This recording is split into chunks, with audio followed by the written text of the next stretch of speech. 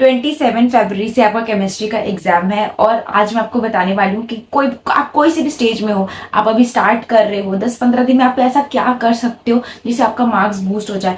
कोई बीच में अटक गया, दीदी आधा सिलेबस किया है, आधा नहीं किया, ऑर्गेनिक किया है, इनऑर्गेनिक नहीं किया है, फिजिकल के न्यूमेरिकल नहीं बनते। कुछ लोग हैं जिन्होंने कॉन्सेप्ट पढ़ लिया है, बस प्रैक्टिस नहीं की क्योंकि इतना उनको टाइम नहीं मिला, प्रीवियस ईयर क्वेश्चन नहीं कर पाए, या फिर सोच रही दीदी सैम्पल पेपर लगाए इस टाइम, या प्रीवियस ईयर क्वेश्चन करे कि एनसीईआरटी पढ़े। तो इस वीडियो में मैं आपको सारी की सारी चीजें बताने वाली हूँ कि आप ये 10-15 दिन जितने भी बचे उसमें केमिस्ट्री को कैसे टाइम डिवोट कर सकते हैं। और मतलब इसमें क्या कुछ आउट ऑफ बाउंड चीजें पूछा थी एकदम फिजिक्स के जैसे, कुछ एक्सेप्शनल में पढ़ना पड़ेगा क्या, और हमें जेई नीट कहाँ से पढ़ना पड़ेगा, इस टाइम पे रिसोर्स कौन से फॉलो करें, वो सारी चीजें मैं आपके साथ डिस्कस करने वाली हूँ विद प्रूफ। आपको प्रीवियस ईयर क्वेश्चन भी मैं दिखाऊंगी कि अच्छा ये आता है, इस पे ध्यान देना है, सारी चीजें हम डिस्कस करने वाले हैं। सबसे पहले कैटेगरी 1 स्टूडेंट की बात करते हैं जिन्होंने अभी तक सिलेबस स्टार्ट तक नहीं किया है। मैं आपको बस इतना बोलूंगी, आप जाके हर चैप्टर को डालो यूट्यूब में और उसका वन शॉट अच्छे तरीके से देखो। जो क्लास में पढ़ाया जा रहा है, जितना कराया जा रहा है, आप अभी सिर्फ वही करो। दीदी प्रीवियस ईयर क्वेश्चन कब करेंगे, दीदी सैम्पल पेपर कब करेंगे, एनसीईआरटी कब पढ़ेंगे, वो सारी चीजें आप तब करना जब टाइम बचे। अभी आपकी फर्स्ट प्रायोरिटी होनी चाहिए कि आपको अपना सिलेबस कंप्लीट करना है अच्छी तरीके से। बस आप अभी उस पर कॉन्सेंट्रेट करो। ये मत सोचो कि दीदी अभी तक स्टार्ट नहीं किया, क्या होगा क्या नहीं, पढ़ाई छोड़ दे, क्या छोड़ के पढ़ाई आप क्या ही करने वाले हो। भी आप जितना पढ़ सकते हो अपना बेस्ट दो, ठीक है। पास में जो भी हुआ, नहीं पढ़ पाए, प्रोक्रेस्टिनेशन था, जो भी था, वो सारे बहानों को छोड़ो और आप पढ़ना स्टार्ट कर दो, ठीक है। कैटेगरी 2 के स्टूडेंट आते हैं जिन्होंने आधा कुछ किया है, आधा नहीं किया। किसी ने ऑर्गेनिक नहीं किया है, फिजिकल और इनऑर्गेनिक कर लिया, मतलब ऐसे इसका कॉम्बिनेशन आपने किया हुआ है। तो मैं आपको यही बोलूंगी जितना भी चैप्टर आपका बचा है, क्योंकि देखो केमिस्ट्री में आपको मैं बार बार बताती हूँ एक चीज कि केमिस्ट्री में कोई भी एक्सेप्शनल चीजें नहीं पूछी जाती, सिर्फ और सिर्फ आपका जो कॉन्सेप्ट है वो क्लियर होना चाहिए और आपने अच्छे तरीके से प्रीवियस ईयर क्वेश्चन किए होने चाहिए।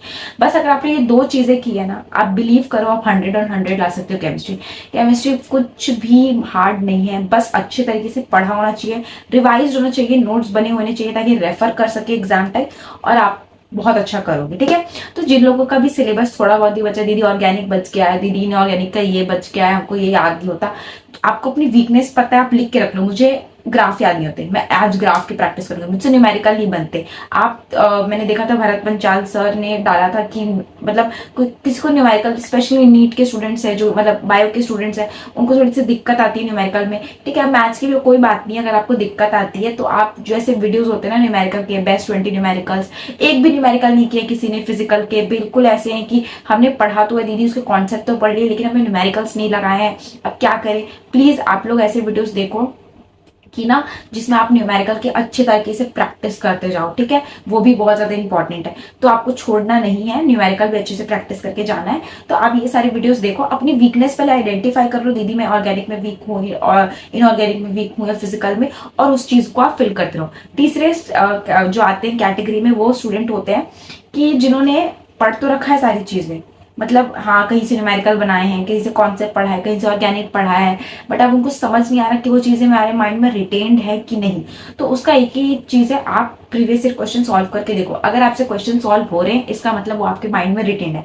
हो सकता है आपने बहुत पहले पढ़ा हो तो आप आंसर देख रहे हो, मतलब आपको क्वेश्चन नहीं बन रहे, तो आप आंसर देख के अगर समझ पा रहे हो, इसका मतलब आपको चीजें पता है, बस आपको एक बार रिवाइज करनी है। तो आपको पता चल गया, तो आप एक एक चैप्टर लेते जाओ और रिवाइज करते जाओ, ठीक है। देखो कैटेगरी जो 2 स्टूडेंट्स है जिनका एक कोई भी सेक्शन वीक है, आप उस पर अभी काम करो, अच्छे तरीके से आप काम कर लो कि तब आप थर्ड कैटेगरी में वाली चीजें आप कर सकते हो, ठीक है। तो थर्ड कैटेगरी वाले स्टूडेंट है जिन्होंने सिलेबस कर लिया है, बट अब उनको ऐसा लग रहा है कि दीदी अब इतना सारा सिलेबस हमने कर लिया, अब उसको हम कैसे रिवाइज करें, इस टाइम पे क्या सैम्पल पेपर सॉल्व करें, कि एनसीईआरटी पढ़े, या प्रीवियस ईयर क्वेश्चन सॉल्व करें, या कोई सीरीज जो यूट्यूब पे चल रही है उसको फॉलो करें, या हमें क्या करना चाहिए। सबसे पहले तो आपको क्या करना है, आपको सारे चैप्टर्स का नाम लिखना है अपने आपके सिलेबस में। आपको अपना वीकनेस पता होना चाहिए कि आपको भी वही करना है कि अच्छा मुझसे न्यूमेरिकल मैंने बनाए तो थे, करा तो था, बट मेरे को न्यूमेरिकल में दिक्कत आती है, तो मैं न्यूमेरिकल अलग से मैं फिर से करूंगी। एक हो सकता है आपने ऑर्गेनिक अच्छे से पढ़ी हो, बट आपको नेम रिएक्शन में प्रॉब्लम आती है, तो हमने नेम रिएक्शन को रिवाइज कर लिया।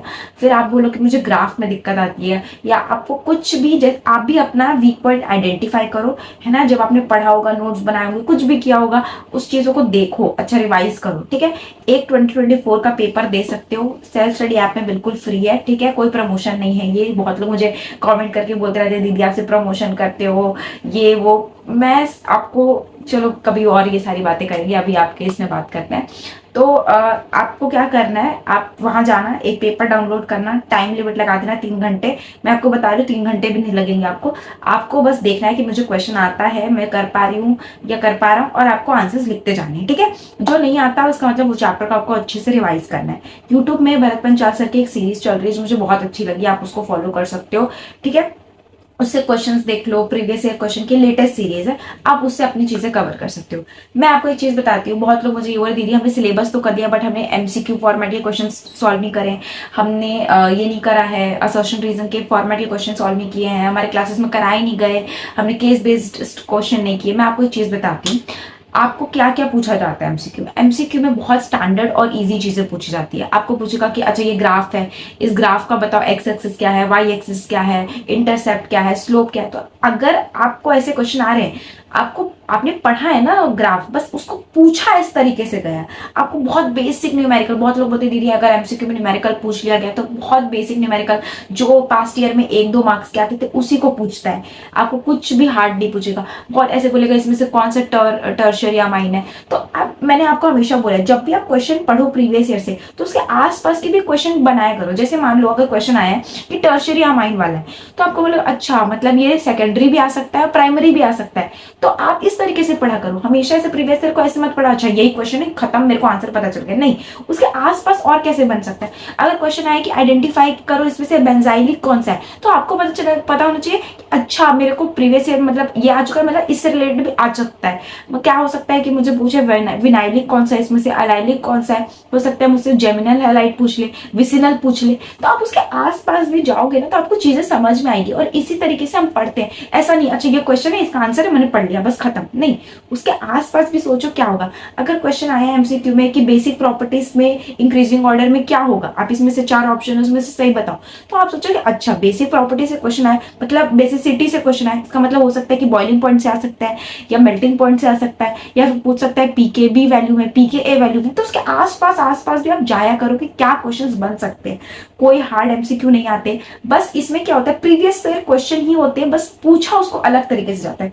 वही आपको पूछा जाएगा कि अपोलो प्रोग्राम में कौन सा सेल यूज हुआ था, कौन सा फ्यूल सेल था, आपको पता है भाई ये हमने पहले भी प्रीवियस क्वेश्चन में ये किया है, हमने खुद एनसीईआरटी में पढ़ रखा है। उसी को 4 ऑप्शन देके पूछ लेगा, आपको पूछेगा इसमें से कौन सा करेक्ट इक्वेशन है चारों में से, ये नॉट करेक्ट है, कौन सा फॉर्मूला करेक्ट है, कौन सी यूनिट करेक्ट है। इसलिए मैं हमेशा बोलती हूँ जब भी आप पढ़ो तो यूनिट्स भी पढ़ो, ग्राफ भी अच्छे से पढ़ो, कोर कॉन्सेप्ट आपका क्लियर होना चाहिए। अभी आप कॉर्लॉश लॉ पढ़ रहे हो तो बस हाँ क्या है नहीं, न्यूमेरिकल बन गए पता तो है ही नहीं क्या है, तो वो सारी चीजों पे अच्छे से आप ध्यान दो कि क्या है चीजें।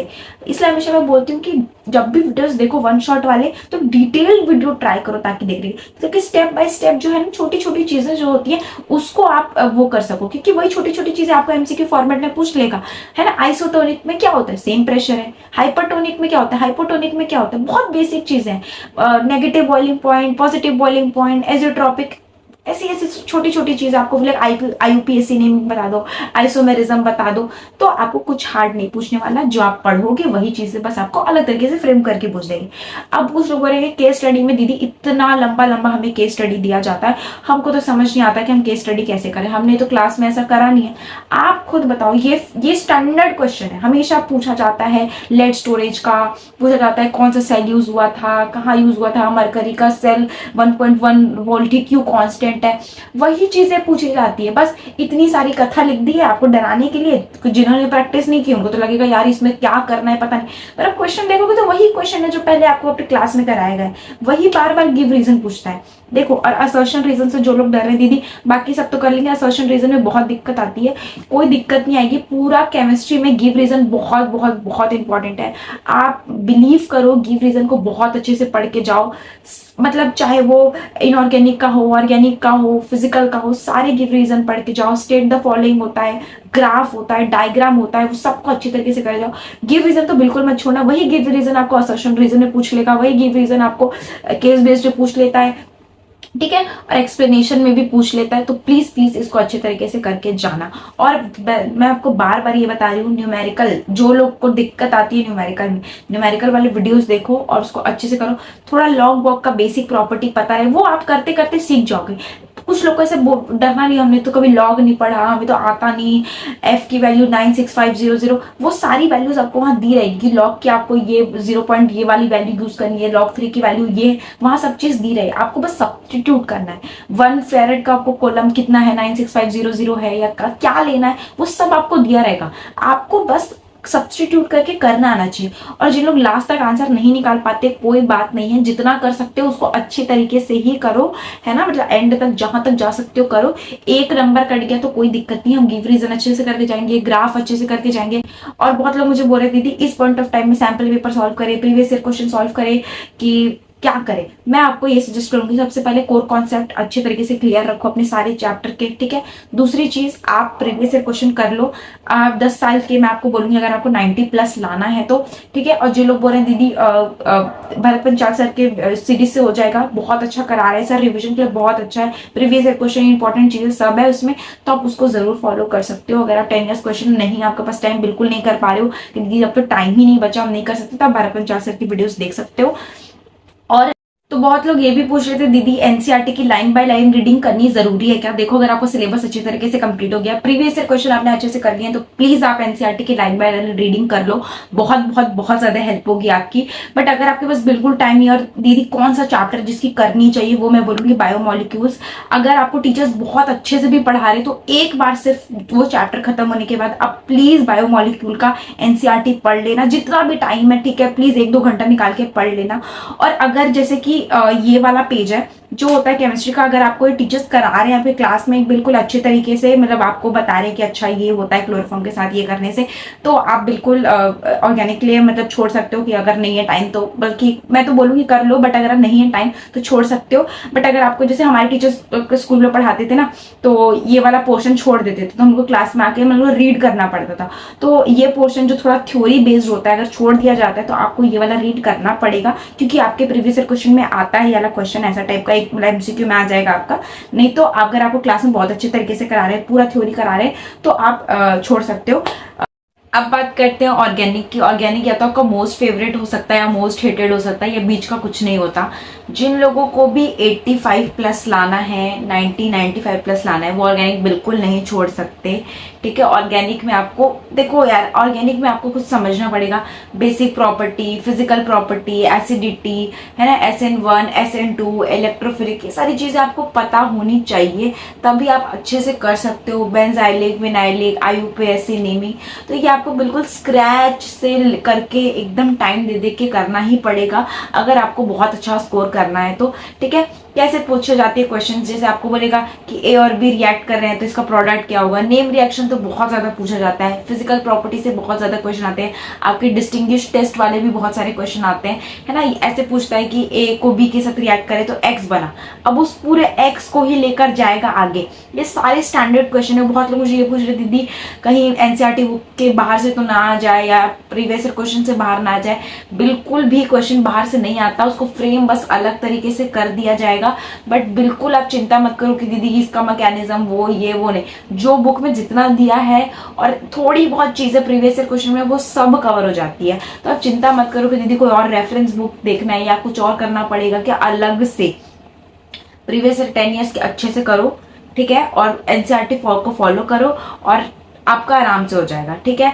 याद कर, मेरे को भी बहुत दिक्कत होती थी, मेरे 11th में बहुत खराब थी ऑर्गेनिक, मैंने बार बार ट्राई किया कि अच्छा मेरे को IUPAC में दिक्कत हो रही है, मेरे को इलेक्ट्रोफिलिक नहीं समझ में आ रहा, मेरे को सब्स्टिट्यूशन नहीं समझ में आ रहा, मेरे को SN1 SN2 चीजें नहीं समझ में आ पाती, बेंजाइलिक, विनाइलिक, जेमिनिक, जो भी छोटी छोटी चीजें हैं ना सब आपको एनालाइज करो और ऑर्गेनिक पे भी काम करो, क्योंकि ऑर्गेनिक अच्छा खासा वेटेज है। अगर आपको अच्छे मार्क्स लाने हैं तो आप ऑर्गेनिक को इग्नोर नहीं कर सकते।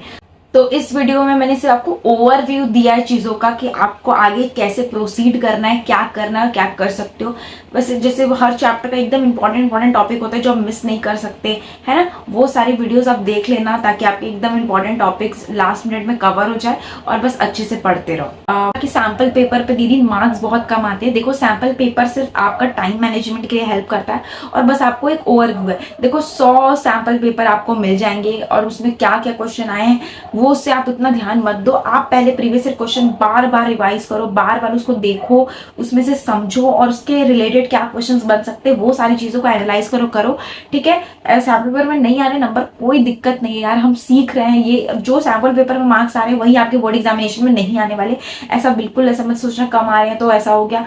ठीक है, एकदम पॉजिटिव रहना है। लास्ट का टाइम है, बहुत प्रेशर है, सबको प्रेशर है। आप ऐसा सोचो यार मुझे ऐसा फील हो रहा है, सबको हो रहा है। ठीक है, मैं आपको बता रही हूँ, मेरे को तो नींद नहीं आती थी, मतलब बिल्कुल ऐसा लगता था यार कि मतलब नींद है, पूरा थक गई हूँ बट मैं को सो ही नहीं पा रही हूँ क्योंकि मुझे ऐसा लग रहा है यार ये ग्राफ छूट गया, इसका मैं एक्स एक्सिस भूल जाती हूँ, वाई एक्सिस भूल जाती हूँ, डीएनए ब्लॉक की बार बार प्रॉपर्टीज भूल जाती हूँ, एक्सेप्शन भूल जाती हूँ, गिव रीजन का ये। तो वो सबके साथ होता है, बट आपको काम एंड कंपोज रहना है, वीकनेस पता होनी चाहिए अपनी और उसी पे आप बार बार काम करो। मुझे डीएनए ब्लॉक में बहुत प्रॉब्लम होती थी, मैंने सामने पीरियोडिक टेबल लगा के रखा था, बार बार देखी थी, जिंक के नीचे कैडियम है, कैडियम के नीचे मरकरी है, पूरा इलेक्ट्रॉनिक कॉन्फ़िगरेशन, मैग्नेटिक मोमेंट, क्या क्या प्रॉपर्टीज हो सकती है, ये कहाँ से लिंक है, पॉजिटिव ऑक्सीडेशन रिडक्शन का इसका वैल्यू दिया है, उसे क्या करना है, वो सारी चीजें आपको ना खुद से अपना बैठ के देखो। टाइम नहीं दोगे तो चीजें समझ में नहीं आएगी।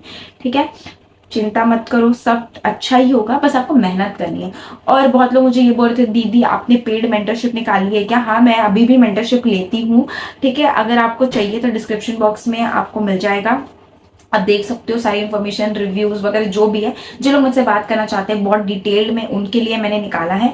और जो लोग बोल रहे हैं कि दीदी आप तो पैसा लेने लगे हो, आप बस इमेजिन करो कि मैं 1 घंटा आपसे बात करती हूँ, आपसे की सारी चीजें सुनती हूँ, उसके बाद मैं आपको बताती हूँ क्या करना है, और उस टाइम का भी आप वैल्यू नहीं करके आप मुझे बोल रहे हो। बहुत लोगों ने मुझे गाली वालियां भी दी थी भाई, मेल वेल में दीदी बोल के गाली देते हो तो थोड़ा मुझे डिसअपॉइंटिंग लगता है। या तो दो चूज कर लो, या तो दीदी मत बोलो या तो गाली दे दो, जो भी एडिट करना है।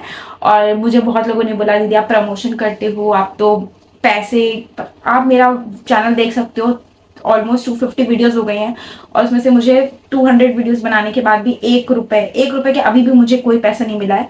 और जो भी मुझे मतलब जो भी कंपनी या जो भी अपना बुक्स भेजती हैं उसको मैं सिर्फ आपको फीचर्स बताती हूँ कि उसमें क्या है। मैंने कभी किसी को फोर्स नहीं किया है कुछ भी खरीदने का, हमेशा आपकी चॉइस होती है। बहुत टाइम से मैं ये सारी चीजें बोलना चाहती थी बट मैं अवॉइड कर रही थी क्योंकि ये सारी चीजें आप लोग तक आनी ही नहीं चाहिए, मतलब आप लोग ये सब जान के क्या ही कर लोगे। बट मुझे लगा कि कुछ लोग मुझे बार बार ये चीज पोक कर रहे थे तो मैंने बस बोल दिया।